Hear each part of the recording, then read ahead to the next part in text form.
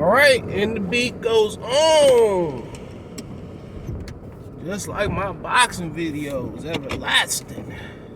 Ow! But let's talk about Rashidi Ellis saying he won't Crawford, he won't Spence. We already spoke on him. By the time y'all see this, he already spoke on the fight. Jerron Ennis kind of pulling his card at the thing and him exposing himself that the money wasn't enough to get in the ring, and I agree. I'll come over to PBC real quick to kind of get our refresher, just to fight Jerron Ennis in the title eliminator. Shit, I could have stayed over there and did that with the zone and pretty much got the same or better money. So with Golden Boy, but nonetheless, you come over somewhere, you come to fight for belts, you come to fight the champions, you come to fight the brand names. You gotta remember too, Jerron Ennis is just an affiliate of PBC. He ain't signed to PBC, but then again, he a lot of risk and no reward, a little reward. And that's what it is. And like he eating pretty good over there with them chains around his neck, so I ain't mad at him. You know, do your thug thizzle, my nizzle. But yeah, of course, that's who you want to call out. Obviously, he a ways away. Really, it's hard to introduce somebody to a brand when you ain't spotlighting them on where everybody can see them. But then again, Rashidi Ellis, 29 years old, and you're looking for them opportunities. Obviously, he been coming through the ranks for a while. Had a stagnant. De La Hoya said they were setting up fights. He just didn't want to fight. Kind of sound like Demetrius Andrade in a lot of people's opinion. I don't know what's going on in that New England area with the shady boxing business got going on. But yeah, that's who you want to go for. Spence and Crawford, the cream of the crop. If you shoot for the stars, you know what I'm saying? You're still amongst them if you miss. So, but yeah, you ain't come over there to fight no damn Jerron Ennis. Unless he got a belt. And when Jerron Ennis is the man, he got a belt and, he got the clout, everybody gonna be begging to fight him. Shakur Stevenson probably gonna go through the same thing. Devin Haney's different. Gervonta is the anomaly. Even without Floyd Mayweather, he is the anomaly. He's the new kind of like watered down Golden Boy. I think he was at a bigger weight class, he would be the version of Canelo. America's version of Canelo. That's my opinion. But yeah, I agree. That's who you want to go for. I mean, obviously you signed the PBC and Crawford's a free agent. They're not gonna sign Crawford over there just to fight Rashidi Ellis. That's the honest truth. You know what I'm saying? If that's the case, I don't think Ellis is ranked inside the top 15 anymore due to inactivity in his career with Golden Boy. So I don't think he with PBC no more. I mean, no, obviously not with Golden Boy no more, but I don't think he ranked in too many sanctionable bodies. I mean, so that means he would have to work his way up, or it'd have to be payola to be a WBO mandatory for Terence Crawford. Now, that's one thing I never kind of understood, why PBC didn't send more guys over there to try to take Terence Crawford belt or to whoop on Terence Crawford. I never understood that aspect of it. These guys, it makes another promoter pay for it. I never understood that. Why not send Keith? If you Keith Thurman ain't gonna be doing shit, if Sean ain't gonna be nothing, Danny ain't gonna be doing nothing, why not send him over there to try to take Terence Crawford belt if you ain't got nothing for him? If you ain't got no fight dates or the money they looking for. We want to help build another network and all that, bruh. Your fighters come first. The fighters need to eat. The fighters want to be at bags.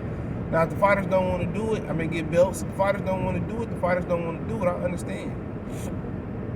But guys like Lippiets and Cody Crowley and, they should have been allowed to go over there. But then again, Top Rank play a dirty game. If you win, then they want to turn around and have options on your fighter. So then again, I got to tell the truth.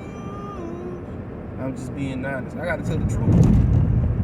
And that's what it is. They want to have options on guys. And, Top Rank just don't want to do one and done and all that shit. So I think that's the whole thing about it. They want to tie you up to their company, and Al Heyman ain't having that. They want to tie you up to their company, and Big Al ain't having that.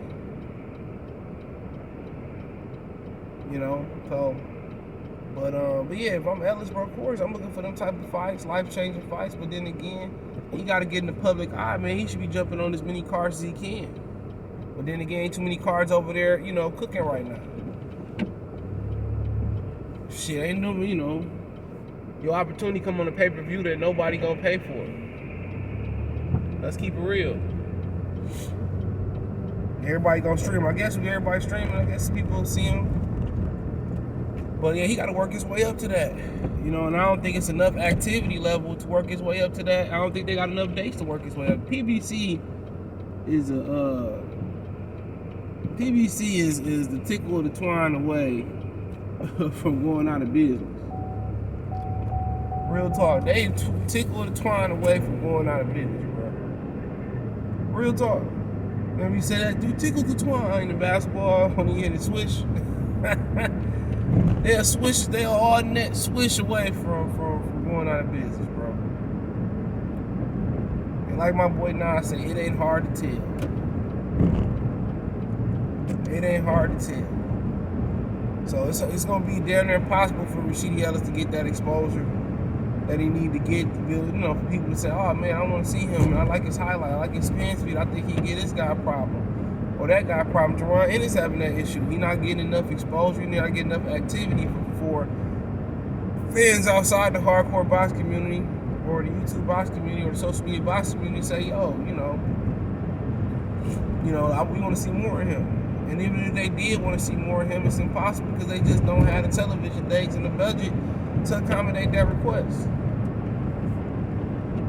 So it's up to them to do what they need to do to stay in the public eye. And if that's, aligning yourself with some pro teams, if that's, going out there, shadow boxing in public, putting on boxing clinics with kids in public, that's the quickest way to grow, is with the kids.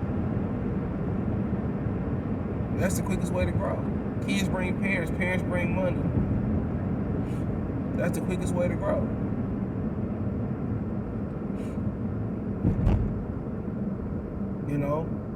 And going to interview at the gym, and all I do is circulate to the boxing community. That's it. You doing interviews talking to the same audience every time. How do you grow it? Especially if that audience don't share it. How do you grow it?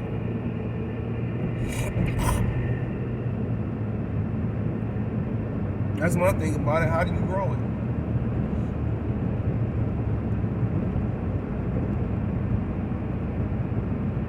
How do you grow it? You trying to grow to, a demographic outside of boxing, but like I continue to say, you can talk about what you want, you can call out the big dogs, but you gotta get off the porch and you gotta go to other neighborhoods and whoop some ass first. If you beat Terence Ennis, that'd be a big statement, but I don't blame him. I ain't fighting that nigga if it ain't got no belt on the line. Straight up and down. And the money gotta be right. If it's a belt, cool, you can do it. You can do it. But I feel him. I definitely feel him. Definitely feel it, but it's a business, and when you're fighting once a blue moon, you want to make sure that dollar amount right. Now, obviously, people say he's fighting Vila. Why you can't take the same money to fight Vila, Terence Ennis? Well, we all know Terence Ennis is a different, different beast. If you got a job in which they say, well, I want you to fix the electric plugs in one room. Okay, that's gonna be one price. But they say for the whole house, come on. It's gonna be a totally different price. You're gonna get nobody the same price to fix all the electric plugs in one room versus the whole house. And Terence Ennis, that's the whole house. He don't bring no fans. He ain't been headlining shit. He ain't been selling shit. None of that. He ain't been doing none of that. For real. On that type of level. So I get it. You want the risk and the reward to kind of like match. And in my opinion, ain't nothing wrong with that. Ain't nothing wrong with that. But if you ain't got no other options, if it's either that or sit on a prime, I'd rather be fighting and getting my money. I'd rather be fighting and getting my money. So, my opinion on it, but everybody wants Spence and Crawford. Everybody wants to see them fight and belts get dispersed and all that. But Adrian Broner said on that one podcast, Around the Way podcast, I think it's called, that's gonna happen. It ain't gonna happen. It ain't gonna happen in a timely manner. Niggas gonna need walking cane. So anyway, I'm just glad when they get up out the way, man. And You know, we said the same thing about Pacquiao and Floyd. And all what happened was everything repeated itself. And it's going to keep repeating itself with Virgil and Jerron. The dangerous thing about that is, it ain't that it's the black demographic versus the Mexican demographic. The dangerous thing is, them dudes can climb up multiple weight classes. So that shit can go on for multiple weight classes. So, you know, oh, they done at 47. Oh, they at 54. You know, at 54, they might go to 60. So that's the crazy thing about it. That can carry on forever. Ever never seems to be home.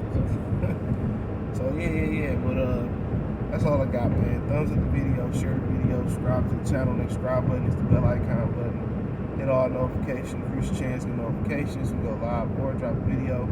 Financially want to support the channel, Cash App, $CJGood313, Venmo, CJGood313, PayPal link in the description, hit the link tree, find me on Twitter, Facebook, Twitch, Instagram, Spotify, Anchor, Cash App, Venmo, PayPal, Apple Podcast, Google Podcast, the whole 9. Check out the box of the news, the welterweight playlist. Appreciate the love and support. One time for the one time. Peace.